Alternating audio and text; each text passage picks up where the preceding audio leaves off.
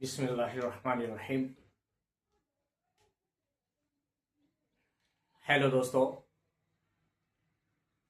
उम्मीद करता हूँ आप लोग स्वस्थ होंगे, मस्त होंगे, अपने काम में व्यस्त होंगे और लोगों का ख्याल भी रख रहे होंगे। दोस्तों, आज मैं आप लोगों के सामने एक ऐसी टॉपिक पे बात करूंगा इंशाल्लाह। बात करने से पहले मैं कुछ अपनी बातें रखना चाह रहा हूँ, उसके बाद फिर मैं मेडिकल के थ्रू मैं आप लोगों को वहां तक पहुंचाऊंगा जहां मैं पहुंचाने की कोशिश कर रहा हूं। दोस्तों, आज साइंस का दौर है। मैं भी मानता हूं, मैं भी साइंस में बिलीव रखता हूं, मैं भी साइंस को मानता हूं, मैं भी साइंस को फॉलो करता हूं, नेचर को भी फॉलो करता हूं, अल्लाह को भी फॉलो करता हूं, ईश्वर को भी फॉलो करता हूं। लेकिन मैं देख रहा हूं ओवरऑल कि लोगों का साइंस की तरफ रुझान ज्यादा है। मेरा भी रुझान है साइंस की तरफ, लेकिन जैसा कि मैंने अपने उद्देश्य में बताया था कि मेरा उद्देश्य क्या है, नेचर वर्सेस मेडिकल साइंस, कि नेचर ने हमें क्या दिया है, प्रकृति ने हमें क्या दिया और साइंस ने हमें क्या दिया। इसी पे मौजू पे मैंने बात करने की इच्छा जाहिर की थी। आज उसी सिलसिले से लेकर के मैं एक टॉपिक लेकर के आपको समझाऊंगा, नेचर और साइंस क्या है। हमारा रुझान आज नेचर की तरफ, प्रकृति की तरफ से, ईश्वर की तरफ से, अल्लाह की तरफ से हट करके साइंस की तरफ थोड़ा सा ज्यादा अट्रैक्टिव है। इसका कुछ कारण भी है, क्योंकि बहुत सारे कारण है, वो मैं बहस नहीं करना चाहता। मेरा बेसिक उद्देश्य यही है कि मैं अपने जो जो अपने नॉलेज ज्ञान के थ्रू मैं रूबरू कराना, नेचर और साइंस में डिफरेंट करना, उसकी दोनों चीजों की अहमियत को बताना। तो चलिए हम दोस्तों आज इसी पहलू पे बात करते हैं। सबसे पहले ये पूरा लेवल वेरी केयरफुली देखिए दोस्तों, मेरे टॉपिक थोड़ा सा लंबा रहता है। मैं भी चाहता हूं थोड़ा सा वीडियो को शॉर्ट बढ़ाऊं, लेकिन शॉर्ट इसलिए नहीं बना सकता क्योंकि बहुत पहले एक अंग्रेजी फिलोसोफर ने एक कहावत, एक प्रोवर्स कही थी। वो प्रोवर्स ये है कि half headed work are never to be done right, यानी आधा अधूरा ज्ञान, आधा अधूरा काम कभी अच्छा नहीं होता, या यूं कह लीजिए नीम हकीम खतरे जान। इसलिए मेरी वीडियो थोड़ा लॉन्ग हो जाती है, तो मैं आप सभी लोगों से रिक्वेस्ट करूंगा कि अगर मेरी वीडियो का पूरा आनंद लेना है, मेरी बातों को, मेरे कॉन्सेप्ट को अगर आपको पूरी तरीके से समझना है, तो अंत तक मेरी वीडियो को जरूर देखें। इंशाल्लाह आपके लिए बहुत हेल्पफुल वीडियो होगी, हम सभी के लिए हेल्पफुल वीडियो होगी। तो आइए अब यहां से बात करते हैं, समझते हैं कि नेचर और साइंस में डिफरेंट। देखिए दोस्तों, मैं समझाता हूं मेडिकल के थ्रू। सबसे पहले हम इसको समझते हैं कि ये एक आर्टरी है, एक वेन है जो हमारे शरीर के अंदर, जहां से ब्लड की सप्लाई होती रहती है, जो सर्कुलेशन होता है ब्लड का, किसके थ्रू होता है? आर्टरी और वेन के थ्रू। कभी कभी इन्हीं आर्टरी थ्रू वेन में ये जो रेड कलर का मार्कर आप देख रहे हैं, यहां पे इपिथेलियल सेल को नेचर ने, अल्लाह ने बनाया हुआ है। अब इपिथेलियल सेल किसी वजह से, बहुत सारे कारण हैं, बहुत इन कारणों की वजह से ये इपिथेलियल सेल डैमेज हो जाती है, रप्चर हो जाती है, और रप्चर होने की वजह से यहां से ब्लीड होने लगती है। या जब ये ब्लीड होने लगती है, यानी ब्लीडिंग होने लगती है इंटरनल, तो यहां पे एक थ्रोम्बस का फॉर्म बन जाता है। क्या हो जाता है? थ्रोम्बस का मतलब है ब्लड क्लॉट हो जाता है। और जब ब्लड क्लॉट हो जाता है तो वो सर्कुलेशन के जरिए हमारे आता है किडनी के अंदर। तो किडनी के अंदर से होते हुए ये पूरा सर्कल जो आप देख रहे हैं, ये पूरा सर्कल जो आप देख रहे हैं, इसे कहते हैं capillary network, capillary network. Capillary network को यूं भी समझ लीजिए जैसे पूरा जाल, हम कोई भी शिकारी एक होता है, वो जाल जैसे बुना रहता है किसी भी चीज को फंसाने के लिए, कैच करने के लिए, तो यूं समझ लीजिए कैपिलरी का एक नेटवर्क है, एक जाल है। अब ये थ्रोम्बस का फॉर्म आता है इसी नेटवर्क में, कभी कभी बच जाता है, इसी नेटवर्क में कभी कभी बच जाता है।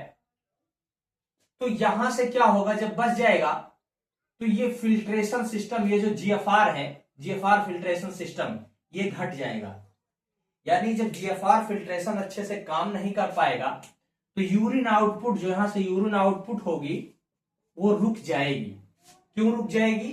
क्योंकि यहां पे ऑब्स्ट्रक्शन हो गया, रुकावट पैदा कर रहा है। क्या रुकावट पैदा कर रहा है? थ्रोम्बस, थक्का। तो एक ये बीमारी किडनी में कर सकता है जिसे कहते हैं नेफ्रोपैथी। ये तो हो गया हमारा एक। अब हम फर्दर आगे बढ़ते हैं, मूव करते हैं।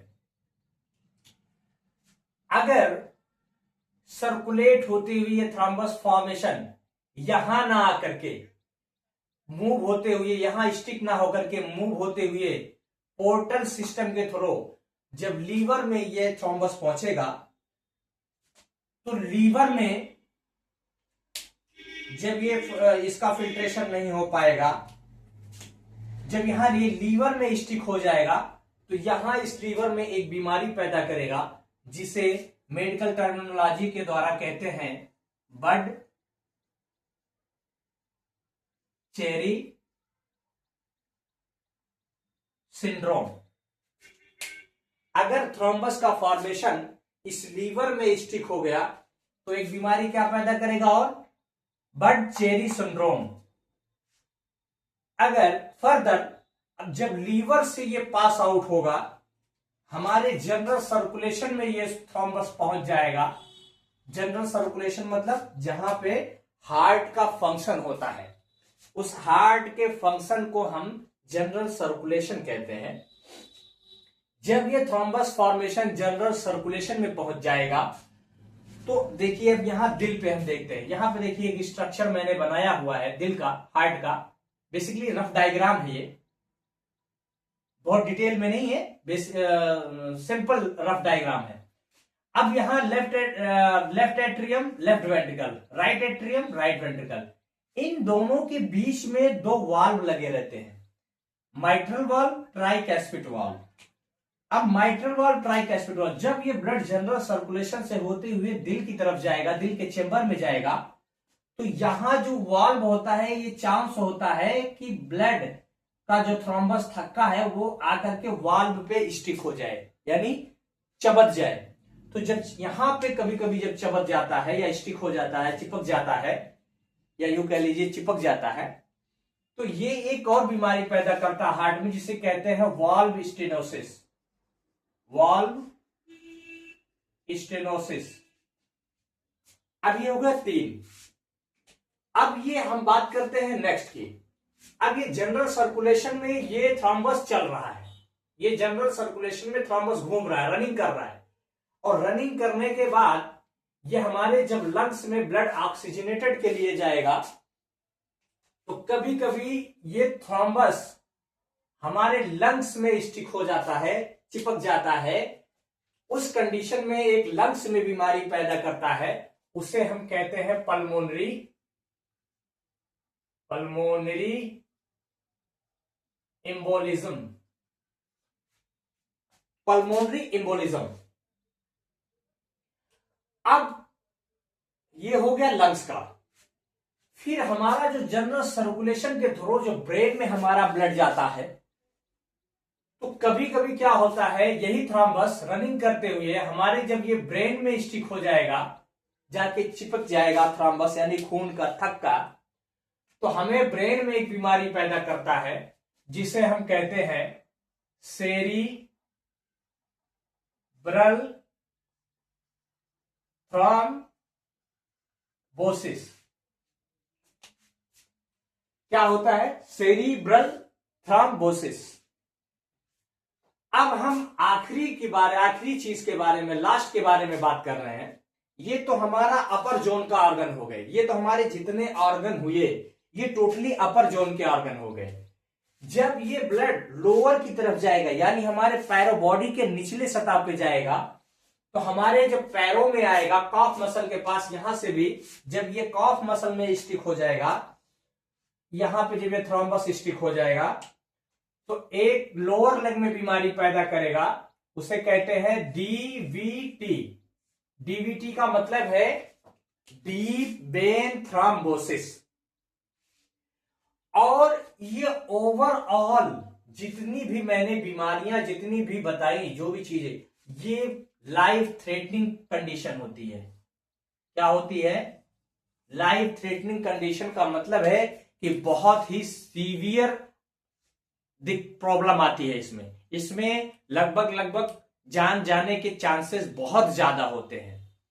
लेकिन अब ये तो पूरा मैंने बता दिया, थक्के से बनने वाली बीमारी ये पूरे ऑर्गन में जाकर के किस तरीके से ऑर्गन को इफेक्ट करती है, डिफेक्ट करती है और रप्चर करती है, जिससे हमारे शरीर में तरह तरह की खतरनाक बीमारियां डेवलप हो जाती हैं।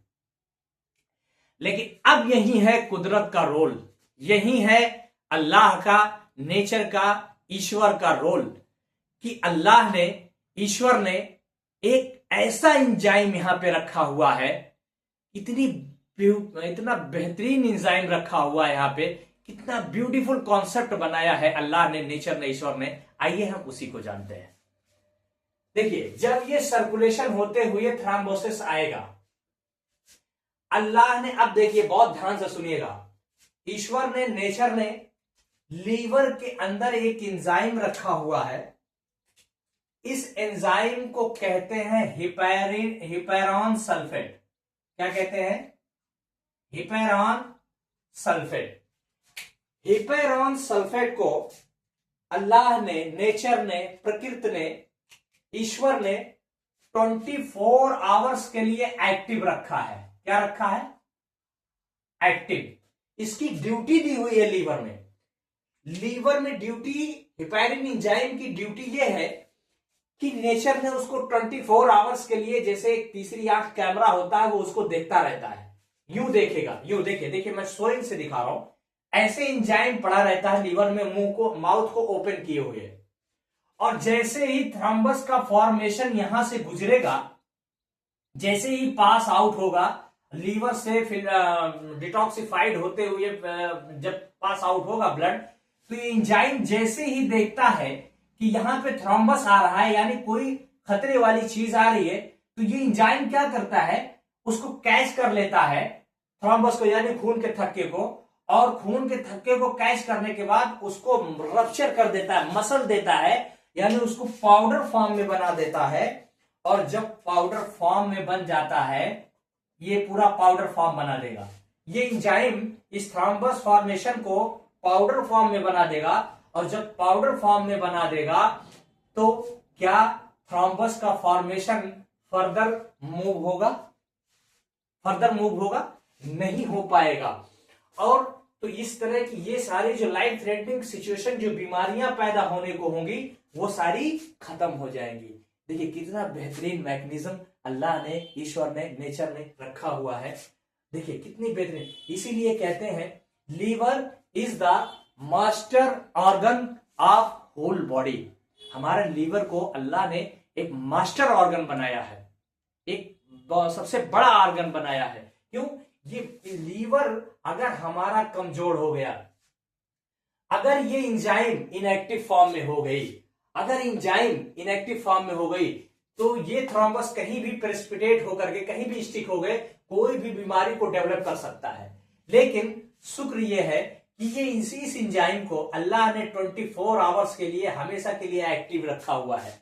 और लीवर का काम क्या है? लीवर का दो काम है इस हिपैरिन का। एक तो ये ब्लड थिनर का भी काम करती है, ब्लड को पतला रखती है। दूसरी ये एंजाइम क्या करती है कि जब थ्रोम्बस का फॉर्मेशन आता है तो उसको क्रश भी कर देती है। तो ओवरऑल देखिए कितना बेहतरीन कॉन्सेप्ट अल्लाह ने लीवर के अंदर रखा हुआ है। अब मेडिकल साइंस के क्या करती है। मेडिकल साइंस का भी हमारा यहाँ एक रोल है, बेहतरीन रोल, अच्छा रोल है कि मेडिकल साइंस ये पूरा जब डायग्नोसिस बन जाती है तो मेडिकल साइंस क्या करती है, इसके लिए इस एंजाइम को एक्टिवेट करने के लिए एक इंजेक्शन बनाया है जिसे कहते हैं हिपैरिन। आप लोगों में से बहुत सारे लोग जानते होंगे हिपैरिन का काम क्या है, क्योंकि जब कभी कार्डियक अरेस्ट आता है हिपैरिन का रोल, जब वीनस थ्रोम्बोसिस आता है हिपैरिन का रोल, डीवीटी होता है हिपैरिन का रोल, पल्मोनरी एम्बोलिज्म होता है हिपैरिन का role, nephropathy due to thrombus form heparin का रोल। अब हिपैरिन इंजेक्शन का क्या रोल है, हिपैरिन का जब इंजेक्ट किया जाता है ब्लड में तो ये इंजाइम को जा करके और एक्टिवेट करती है, और जब हिपैरिन इंजाइम और एक्टिवेट होगी तो ये इंजाइम का जो हिपैरिन का इंजाइम का जो एक्टिविटी है वो और इंक्रीज हो जाएगी। तो ये जब और इंक्रीज हो जाएगी तो और तेज काम करने लगेगी। तो इस वजह से जब ये इंजाइम एक्टिवेट होती है और काम करती है तो ये सारी जो खतरे होते हैं, जो आने वाले जो खतरे होते हैं, इसको जो तो खून को पतला भी करती है, दूसरे बहुत सारे रिसेप्टर को अल्लाह ने बनाया हुआ है, तरह तरह हर आर्गन में रिसेप्टर रखा हुआ है जहां ड्रग जाकर के बाइंड करती है उस रिसेप्टर पे। ये साइंस की अचीवमेंट है, इसमें कहूंगा कि ये साइंस की अचीवमेंट है कि तरह तरह की रिसेप्टर जाकर के बाइंड करते हैं, और बाइंड की वजह से जब ये दवा दी जाती है वो रिसेप्टर पे जाकर के थ्रोम्बस को घुलाती है। बहुत सारे टेक्निकल है, थ्रोम्बोलाइजेशन भी किया जाता है और बहुत सारी एंटीकोगुलेंट लगा, लेकिन नेचर ने एक नेचुरल दवा आपके अंदर पहले से ही रखी है, उसे हम कहते हैं हिपैरान सल्फेट। तो दोस्तों आज की वीडियो कैसी लगी और कैसा लगा, ये वीडियो समझ में आया कि नेचर क्या है और प्रकृति क्या है, तो मेरा नेचर क्या है और साइंस क्या है, दोनों का रोल है, साइंस का भी रोल है, नेचर का भी रोल है, लेकिन नेचर का रोल ज्यादा है। क्यों ज्यादा है? क्योंकि ऑलरेडी अल्लाह ने, ईश्वर ने इस बीमारियों से बचने के लिए इस एंजाइम को रखा है। अगर ये एंजाइम को अल्लाह, ईश्वर, नेचर इस लीवर के अंदर नहीं रखे होते तो कितनी बीमारियां पैदा होकर के उससे पहले ही, बगैर पूरी जिंदगी जिए हुए जितने जिंदगी में लिखी है उससे पहले ही लोग डेथ हो जाते। तो हमें शुक्र करना चाहिए, हमें रिस्पेक्ट करना चाहिए, हमें थैंक्स करना चाहिए गॉड को, हमें रुझान होना, मेरा फाइनली यही उद्देश्य है कि हमें साइंस की तरफ भी रुझान करनी चाहिए, नेचर की तरफ भी रुझान करनी चाहिए। मेरा यही आप लोगों से कहना है कि अपने कुछ समय निकाल करके नेचर को दीजिए, प्रकृति को दीजिए, अल्लाह को दीजिए, ईश्वर को दीजिए, क्योंकि ईश्वर ही के जरिए सारी चीजें आपके साथ होने वाली है। और आप लोग ये कमेंट में जरूर मुझे बताएं कि आपको वीडियो कैसी लगी, हेल्पफुल लगी, नॉलेजेबल के एंगल से भी अच्छी लगी या और भी किसी एंगल से अच्छी लगी हो तो प्लीज लाइक, शेयर और कमेंट करना ना भूलें। Thank you so much. Allah Hafiz.